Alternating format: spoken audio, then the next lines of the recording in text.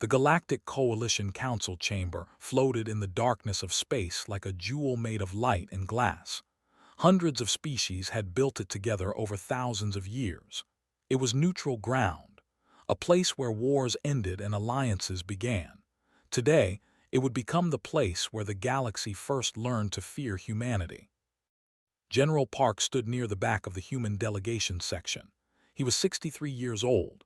His hair had turned gray long ago, and deep lines marked his face like a map of every battle he had survived. He wore his dress uniform, covered with medals from the unification wars that had brought Earth together under one government. Beside him stood Lieutenant Colonel. She was younger, sharper, with eyes that missed nothing. She served as humanity's military liaison to alien species. They had been in space for only 40 years. Compared to civilizations that had traveled between stars for millions of years, humans were children, newcomers. Most species looked at them with curiosity or pity. Some ignored them completely. That was about to change. Ambassador Kell of the Diplomatic Corps walked to the center of the chamber. Kell was tall, nearly 7 feet, with pale blue skin that looked like ice. His species was 4 arms, compound eyes, mandibles that clicked when he spoke. They were ancient and proud. They controlled 200 star systems and had never asked anyone for help. Until now. "We come before this council with a formal request," Kell announced. His voice was translated by the chamber's systems into every language present. "The swarm has entered our territory. 3 colony worlds have fallen. 17 billion citizens are dead." A murmur spread through the chamber. They were known to everyone. They were not a civilization. They were a plague, a swarm of creatures that operated on pure hunger and instinct. They had no diplomats, no leaders, no desire for peace. They simply consumed, world after world, species after species. 17 civilizations had been erased from existence by over the past million years. "We cannot hold them alone," Kell continued. His mandibles trembled, for to admit weakness was almost impossible. "We request military assistance from any species willing to stand with us." Silence filled the chamber. The older species looked away. The powerful ones found reasons to study their data tablets. Everyone knew that fighting them meant death. The swarm had never been stopped, only avoided, only fled from. General Park stepped forward. Every eye in the chamber turned to him. The human, the newcomer, the representative of a species that had been killing each other over patches of dirt just a century ago. "Earth will answer," said. His voice was calm and steady. Kell's compound eyes flickered with something like surprise. "You would stand with us. Your species has no experience with threats of this scale." "We have plenty of experience with threats," replied, "just not from space." Lieutenant Colonel stepped up beside him, carrying a data tablet. "Ambassador, we need to understand the scope of your request. What kind of support do you need?" Kell straightened. "Soldiers, combat-ready forces. We need to know how many trained warriors humanity can provide within 30 standard cycles." Glanced at, she raised an eyebrow. A tiny smile played at the corner of her mouth. "Define ready," said. The question seemed to confuse Kell. "I do not understand. Combat ready. Soldiers prepared for war." "I need you to be specific," pressed. "What counts as combat ready in your definition?" Kell consulted with his aides for a moment. Then he answered, "Individuals who have received formal military training for a minimum of 5 solar cycles, equipped with standardized weaponry, psychologically conditioned for violence, certified fit for battlefield deployment." Nodded slowly. "By that definition, humanity can deploy approximately 12 million active military personnel." Kell's mandibles clicked rapidly. 12 million, that is substantial, more than we expected from such a young species. "But you asked the wrong question," continued. The chamber went quiet again. "You asked how many humans are combat ready," said. "You should have asked how many humans can kill." Kell tilted his head. Is there a difference? A significant one, clasped his hands behind his back. 12 million humans are formally trained soldiers, but if you are asking how many humans are capable of taking a life when necessary, how many can fight, injure, or kill to protect themselves or others? He paused. The answer is all of them, all 8 billion. A wave of confused murmurs swept through the chamber. Diplomats looked at each other. Translators checked their systems, thinking there must be an error. That is not possible, Kell said flatly. Civilians cannot fight. They are not trained. They do not have the psychology for violence. On our world, only the warrior caste knows how to kill. The rest of our population would not know where to begin. Spoke up. With respect, Ambassador, human civilization developed differently. We have no warrior caste. Every human from birth exists in an environment where violence is possible. We are taught to recognize threats. We are taught to defend ourselves. Our children learn to fight before they learn to read. You train children for war. Another diplomat spoke. This one was from the collective, a species of gentle herbivores who had not known conflict for 10,000 years. We train children to survive, corrected. War is just one form of survival. Kell shook his head. I have studied your species. You have artists, teachers, healers, farmers. These are not killers. They are all killers, said quietly. They simply choose not to kill most of the time. That is the difference. For humans, violence is not a specialty. It is a baseline capability. Every human being carries the knowledge and the will to take a life. We simply build other things on top of that foundation. The chamber fell into an uncomfortable silence. Kell studied the human general for a long moment. You are saying that if we brought a random human civilian to a battlefield, they could fight.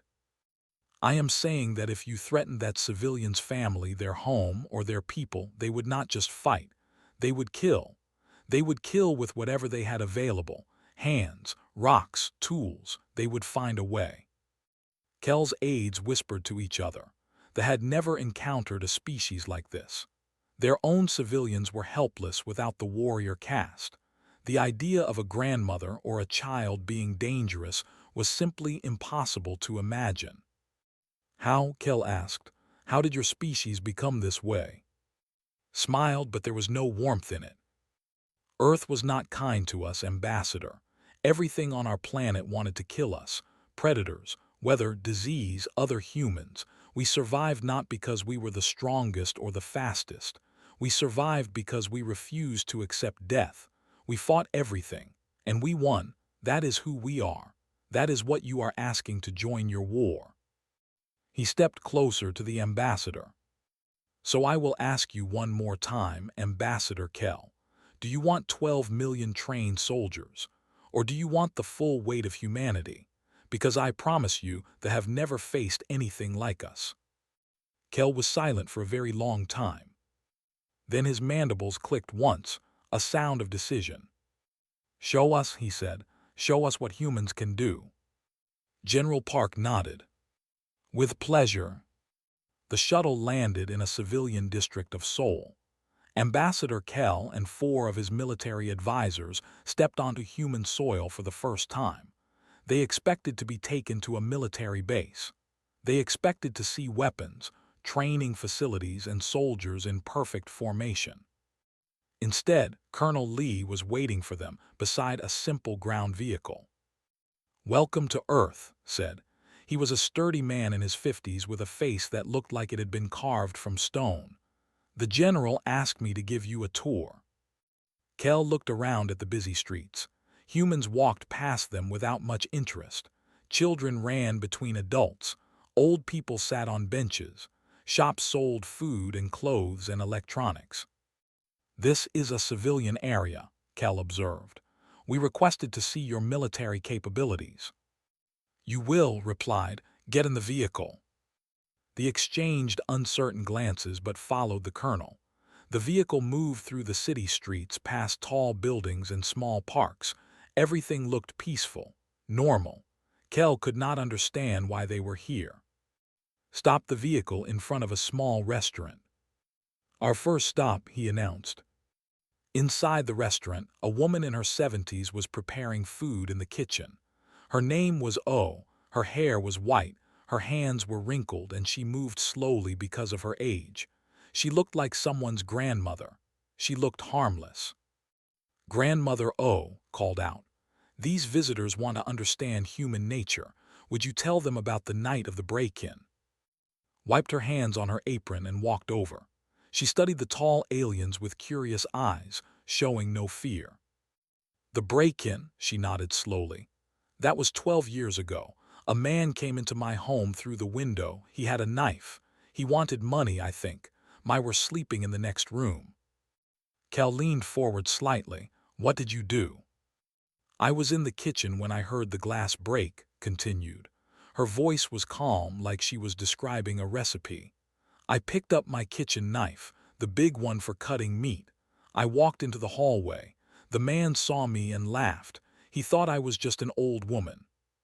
She paused. "He stopped laughing when I cut his arm. He dropped his knife. Then I hit him in the throat with my elbow. He fell down. I held my knife to his neck until the police came." Kel's mandibles clicked rapidly. "You attacked a man with a weapon. You are not a soldier." "No," agreed. "I am a grandmother, but my were in danger. What else would I do? Let him hurt them." She shook her head. "I would have cut him into pieces if I had to." She said it simply, like it was obvious, like any grandmother would do the same. Led the back to the vehicle. They drove to the next location in silence. The second stop was a professional kitchen attached to a large hotel.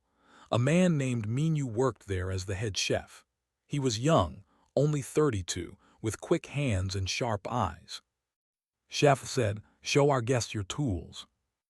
Minu smiled and spread his arms to show the kitchen around him. "Everything here is a weapon," he said casually. "The cleaver can cut through bone. The skewers can punch through a throat. Boiling oil can blind a man permanently. Hot pans can burn skin off in seconds." He picked up a small knife, meant for peeling vegetables. "Even this, if you know where to put it, this little knife can kill in one stroke." He tapped his own neck. "Here, here, here."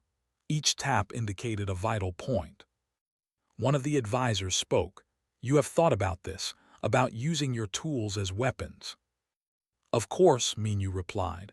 "Every chef thinks about it. We work with sharp things and fire all day.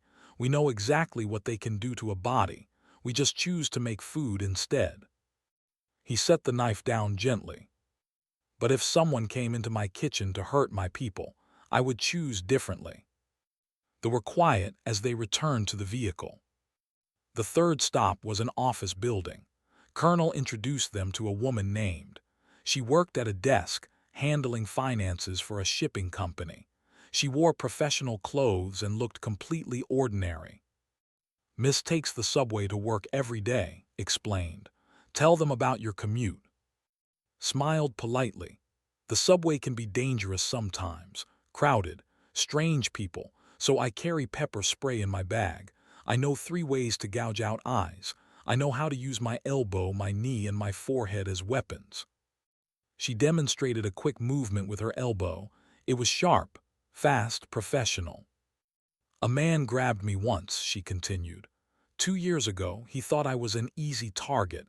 I broke his nose with my elbow and kicked him in the knee. He fell. I walked away. The other passengers just watched. Some of them nodded at me, like they approved." Kel struggled to understand. "Your society allows this, violence on public transportation." "My society expects this," corrected. "We are responsible for our own safety. The police cannot be everywhere, so we learn to protect ourselves. It is normal." She sat back down at her desk, as if nothing unusual had been discussed. The fourth stop was a high school. Colonel introduced them to a teacher named. He was a thin man with glasses and a gentle voice. He taught history to teenagers. "Mister said, tell them about your emergency plan." Pushed his glasses up his nose. "Every teacher has one. If something bad happens, if someone dangerous enters the school, we have procedures. I would lock the classroom door first. Then I would barricade it with desks. Then I would arm the students. Arm them, Kel repeated. With what? Whatever we have. Scissors, chairs, fire extinguishers, books can be thrown, pencils can be stabbed into soft tissue. A fire extinguisher to the head can kill, spoke matter-of-factly. We practice this. The students know what to do. If someone breaks through the door, they do not run. They attack, all of them together, overwhelming force. He paused and looked at the aliens with calm eyes. I am a teacher. I do not want to hurt anyone, but those are my students. If someone tries to harm them, I will kill that person with my bare hands if necessary, and I will not feel bad about it afterward. Kel was silent for a long moment. You train your children to kill, he finally said. His voice was barely a whisper. We train them to survive, Colonel corrected. The killing comes naturally after that. They returned to the vehicle one last time, drove them to a park where families were having picnics. Children played on swings. Dogs ran across the grass. Old men played board games on stone tables. Look at them, said. Peaceful, happy, normal, but every single one of them knows how to hurt another person. The mother pushing the stroller knows where to strike to disable a man. The grandfather playing chess served in wars 50 years ago and still remembers how to kill with a knife. The teenager on his phone has trained in fighting sports since he was 8. He turned to face the directly. On your world you have a warrior caste. Violence is their specialty, everyone else is helpless. On our world, violence is not a specialty. It is a basic skill, like cooking, like reading, like breathing. We all know how to do it. We simply choose not to most of the time. Kel stared at the peaceful scene before him. Suddenly, it did not look peaceful anymore. It looked like a field full of predators pretending to be prey. Why, he asked, why did humans become this way? Lit a cigarette and took a long drag. Because everything tried to kill us, he said. Our planet wanted us dead. Animals wanted us dead. Weather wanted us dead. Disease wanted us dead. Other humans wanted us dead. For 100,000 years we had to fight just to exist. That does not go away. That does not leave our blood. We passed it down generation after generation. The ability to kill is written into our bones. He exhaled smoke into the cool air. They think they are predators. They have never met real predators. They have never met a species that hunted everything on its planet to extinction and then looked up at the stars wondering what else there was to kill.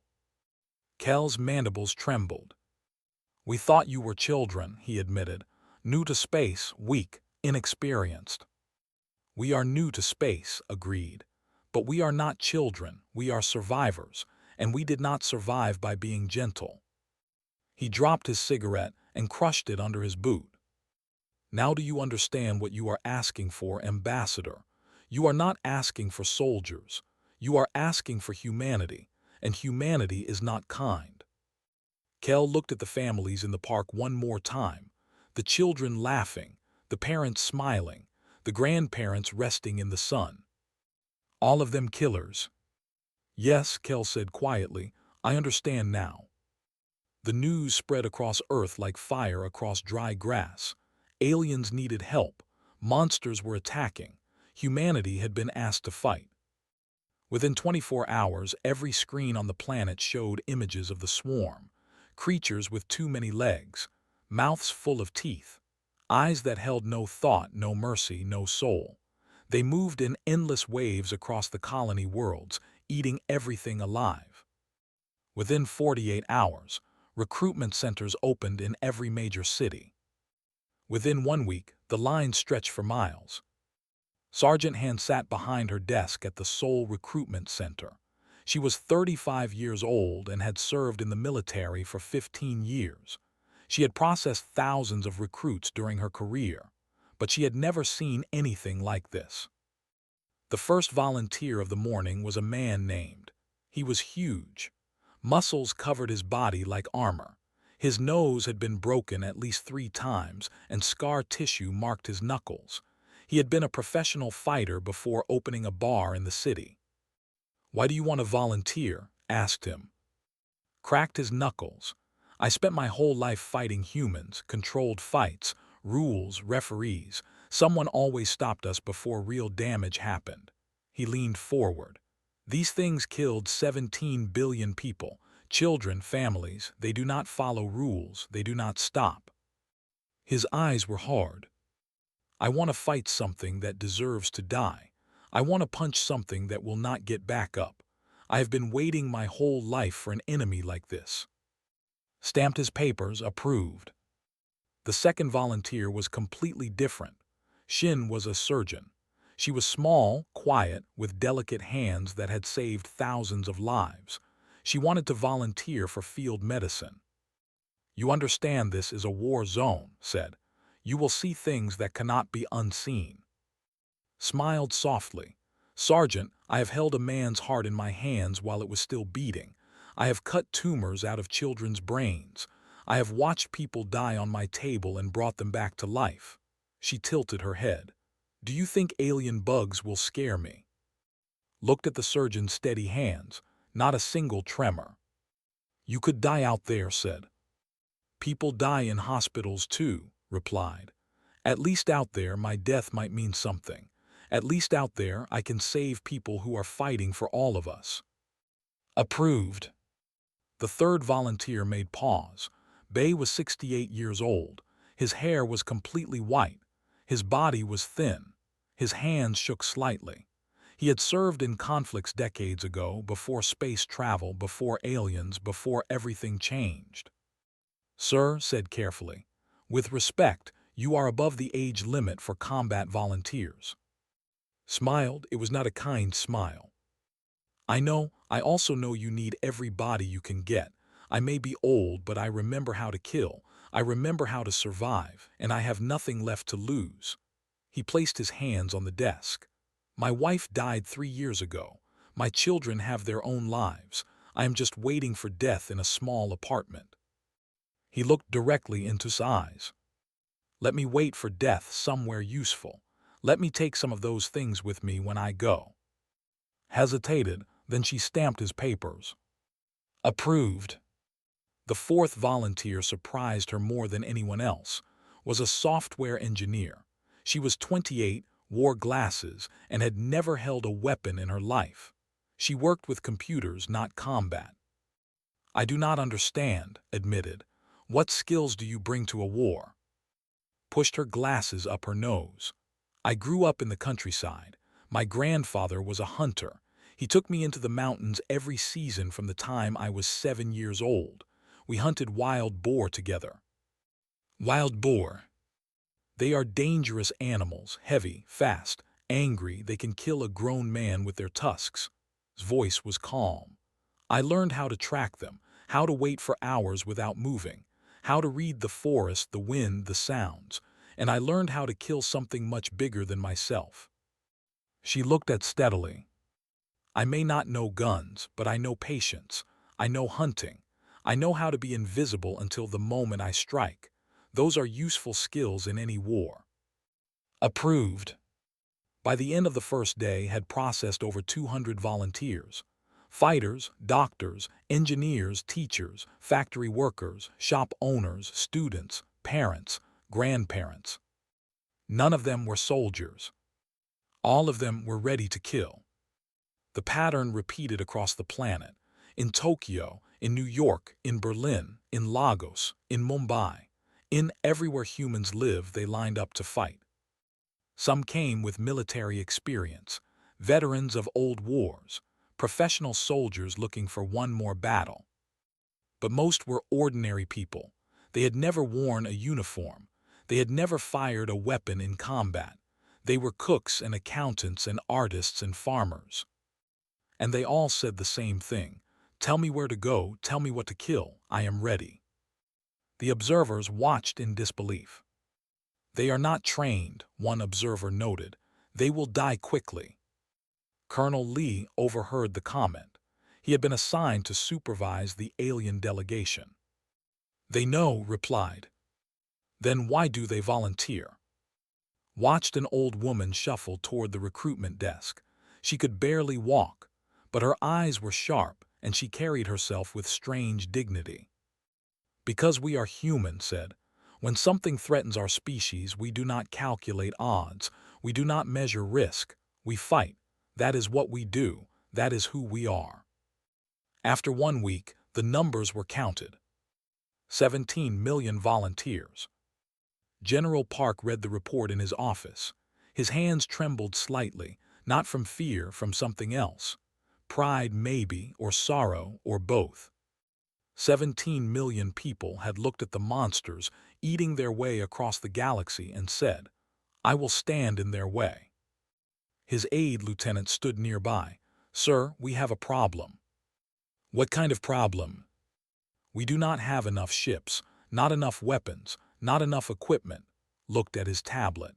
We can transport maybe 2 million volunteers in the first wave. The rest will have to wait. Leaned back in his chair. 2 million is still more than the expected. Yes, sir, but the volunteers are getting impatient. They want to know when they can fight. Closed his eyes, he thought about all those people. The fighters, the surgeons, the old veterans, the young hunters, all of them waiting, all of them ready. Tell them the truth, finally said. Tell them we are coming. Tell them it will take time. But tell them this, every single one of them will get their chance. They do not know how to quit, and neither do we. Nodded and left the office. Sat alone for a while. Through his window he could see the stars.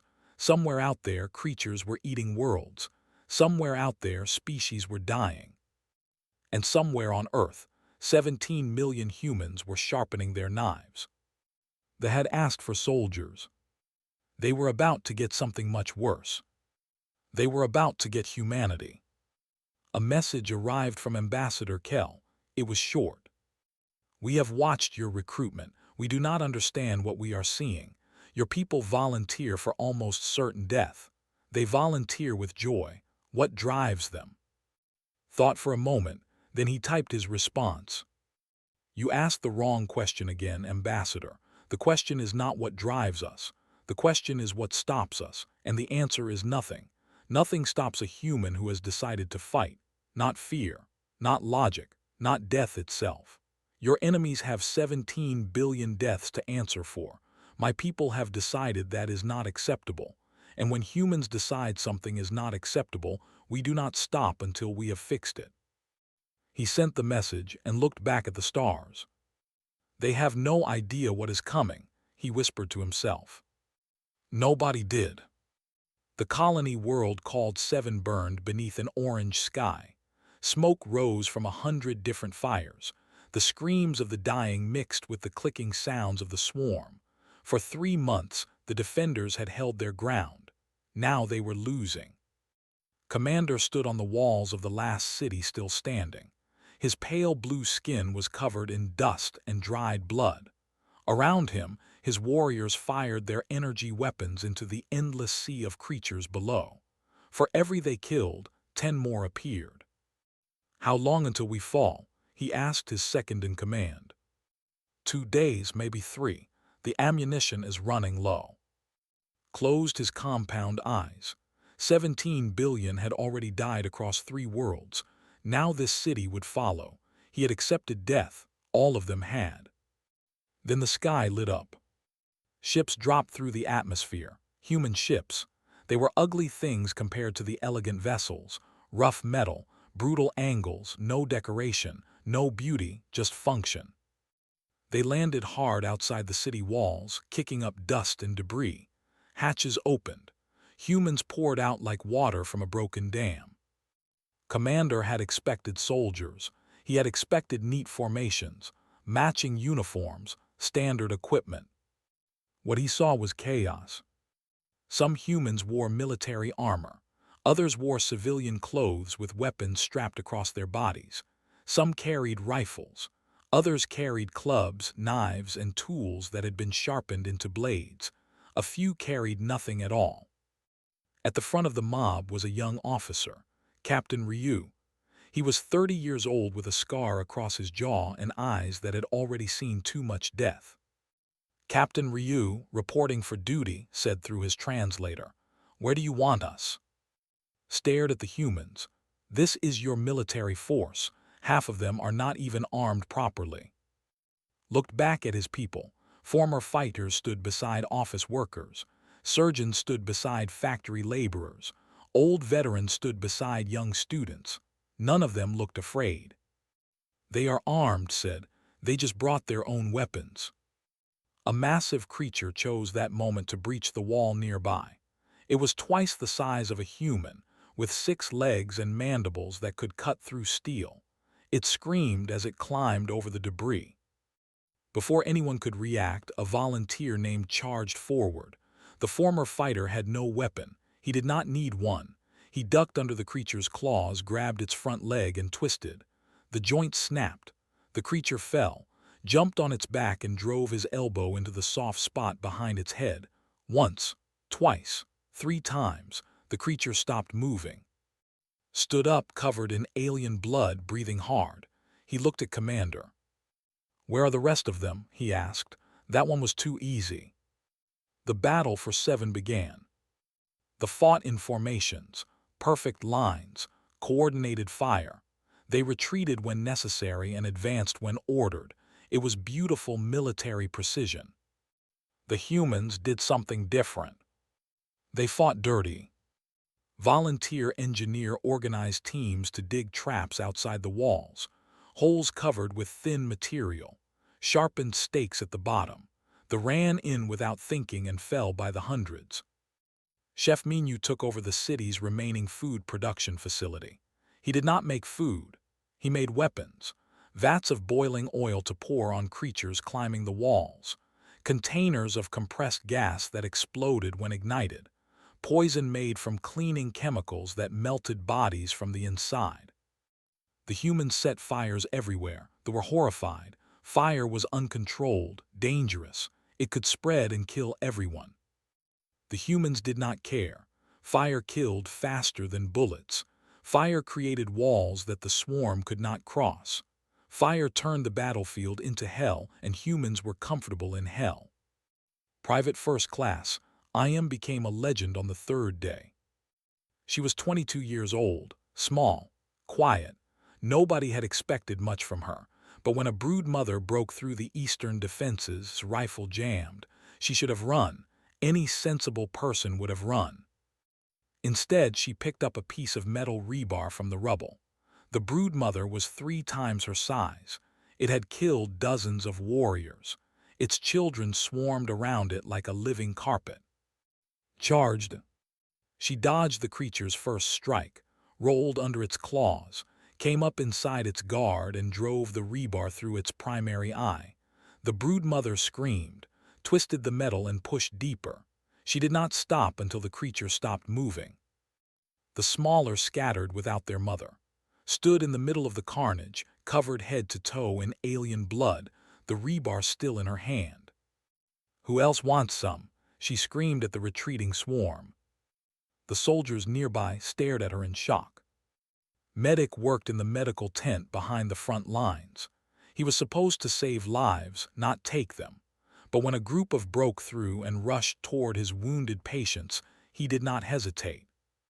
He picked up a bone saw and went to work. When the breach was sealed, 9 bodies lay around the medical tent. His white coat was soaked red. His hands were steady as he went back to treating the wounded.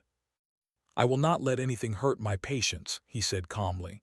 "Not aliens, not monsters, nothing." Commander watched the humans fight for 5 days.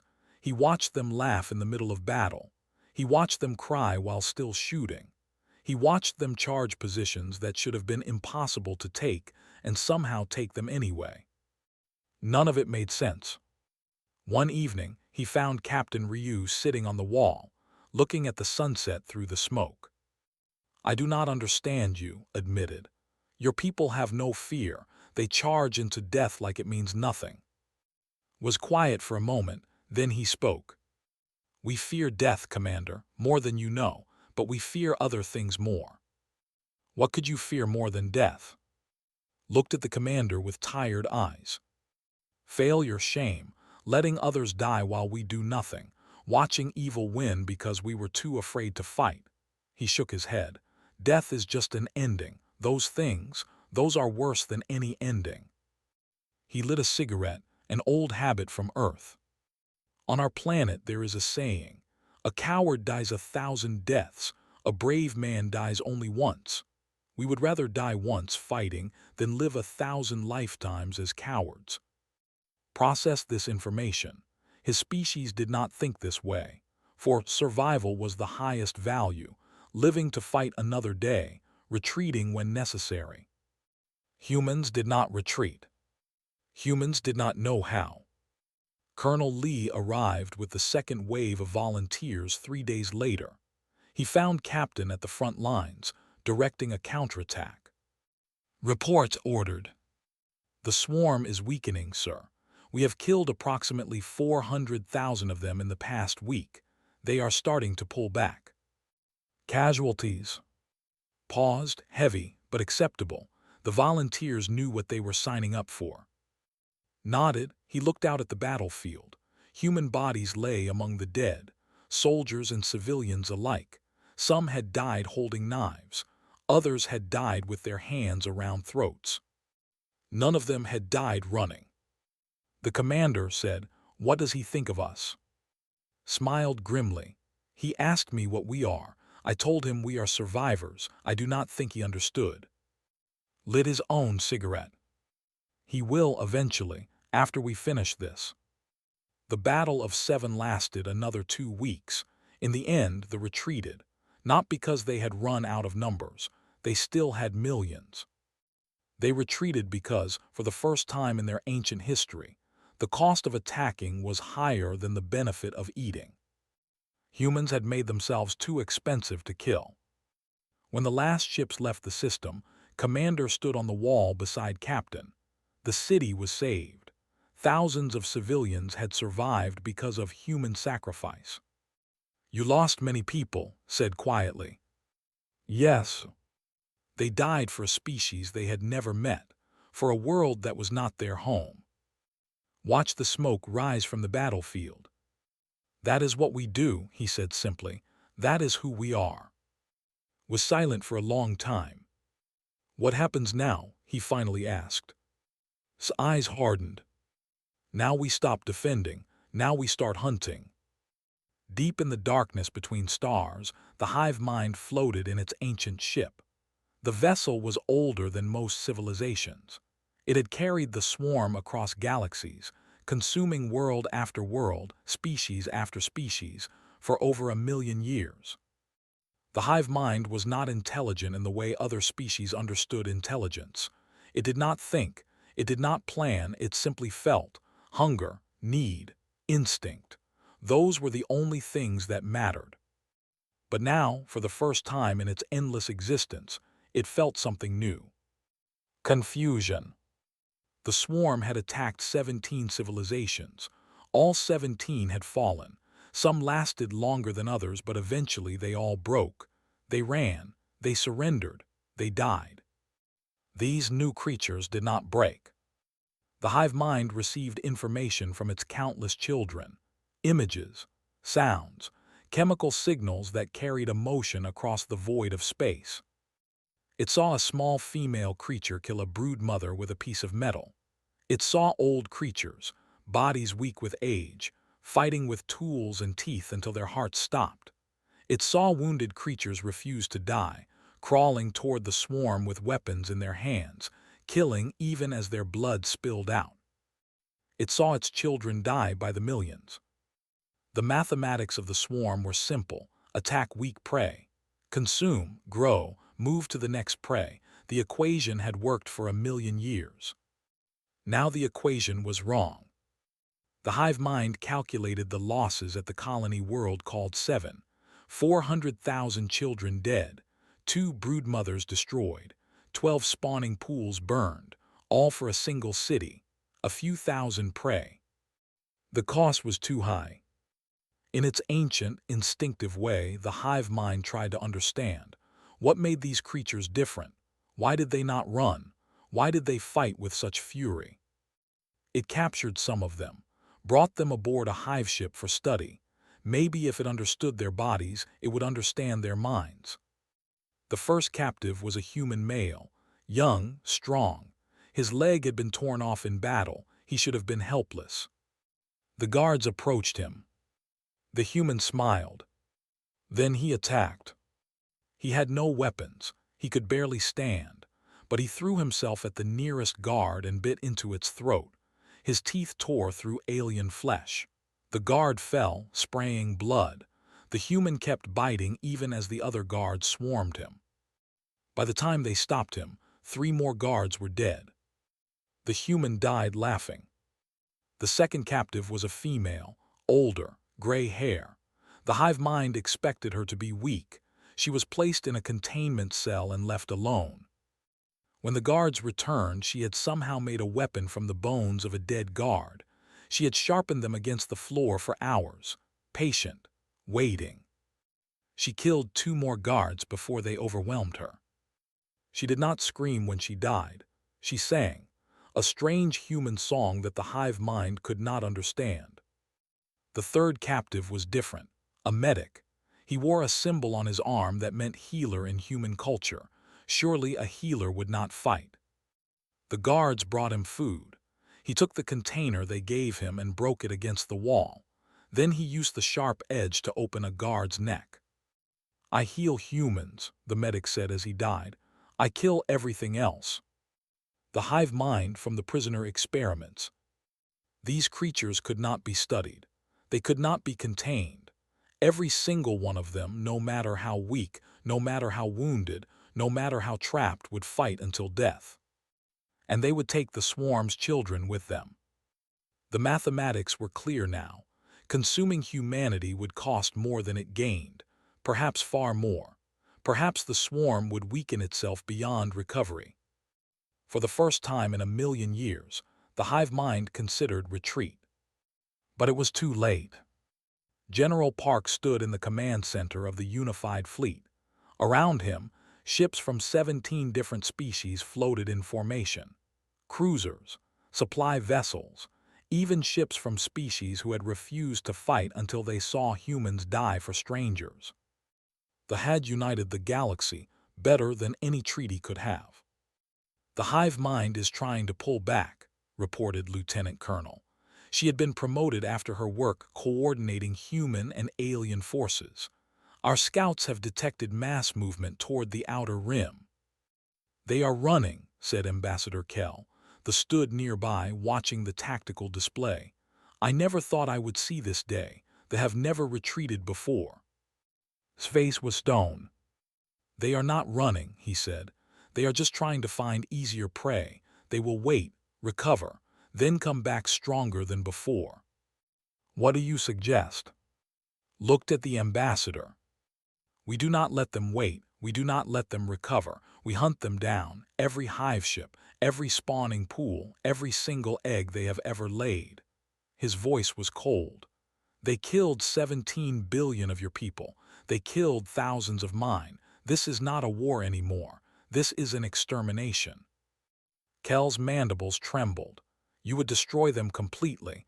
Even the do not believe in genocide." "It is not genocide if they are not people," replied. "They are not a civilization. They are a disease. You do not negotiate with a disease. You do not make peace with a disease. You cure it, permanently." The command center was silent. Captain Ryu stepped forward. He had been promoted after the Battle of Seven. His face was harder now, marked by new scars and old exhaustion. "Sir, the volunteers are ready. They have been asking when we move to offense." "Tell them soon." Sir hesitated. "Some of them are injured. Some of them should go home." Shook his head. "Did any of them ask to go home?" Was quiet for a moment. Then he smiled grimly. "No, sir. They asked for more ammunition." "That is what I thought." The Allied fleet moved out 3 days later. Human ships led the way, carrying soldiers and volunteers who had already proven themselves on Seven. Behind them came the combined forces of every species that had ever threatened. It was the largest military operation in galactic history. And it was only the beginning. The first major battle happened at a staging system. The swarm had gathered there to prepare for future attacks. Millions of creatures swarmed around hive ships the size of small moons. The Allied fleet jumped in and immediately attacked. Human tactics had spread to the other species now. They had learned to fight dirty. The gentle herbivores who had never known war had learned to make bombs from their agricultural chemicals. Everyone had learned from humanity. The battle lasted 18 hours. When it ended, the staging system was burning. Millions of creatures floated dead in space. 3 hive ships had been destroyed completely. The hive mind felt its children die. It screamed across the void, a psychic cry of pain and confusion that echoed through the swarm. Why were they being hunted? Why did the prey become predators? The answer came in the form of a transmission. General Park's face appeared on every ship that still had communication systems. "You made a mistake," said. His voice was calm, almost gentle. "You attacked the wrong species. You woke up something you do not understand. We are not prey. We are not victims. We are the thing that hunted everything on our planet to extinction. We are the species that kills anything that threatens us." He leaned forward. "You threatened us, you threatened our allies, you threatened children who had done nothing wrong, and now we are going to find every single one of you, every ship, every world, every egg. We will burn it all, not because we enjoy it, not because we want to, but because we must, because that is what we do, that is what we have always done." He paused. "We gave you one chance to leave us alone. You did not take it. There will not be a second chance." The transmission ended. The hive mind tried to run faster. It scattered its children across the galaxy, hoping to hide, hoping to survive. But humans were patient. Humans were persistent. Humans did not forget. And humans never, ever stopped hunting. The war would continue for years, system by system, hive by hive, until every was gone. Because that was what humanity had decided. And when humans decided something, nothing in the galaxy could stop them.